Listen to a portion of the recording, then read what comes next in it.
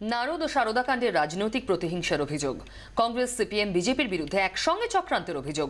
পাল্টা পথে নামল তৃণমূল। কলেজ স্কোয়ার থেকে ধর্মতলা পর্যন্ত মিছিল মহিলা তৃণমূল কংগ্রেসের। মিছিল থেকে দিলীপ ঘোষ, সুজন চক্রবর্তীর গ্রেফতারির দাবি। মিছিলের নেতৃত্বে ছিলেন চন্দ্রিমা ভট্টাচার্য, শশী পাঁজা, স্মিতা বক্সী।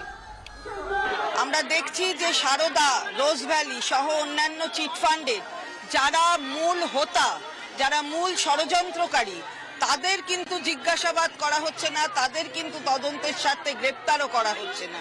সিপিএম, কংগ্রেস এবং বিজেপি তারা হাতে হাত মিলিয়ে এই ষড়যন্ত্রটা করছে।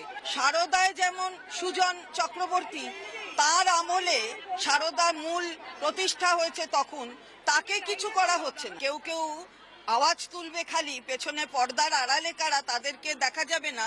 ভারতীয় জনতা পার্টির রাজ্য সভাপতি তিনি আগে থেকেই জেনে গেলেন কি রায় হবে। আমরা দিলীপ বাবুকেও গ্রেপ্তারের দাবি রাখছি, জোরালো দাবি রাখছি।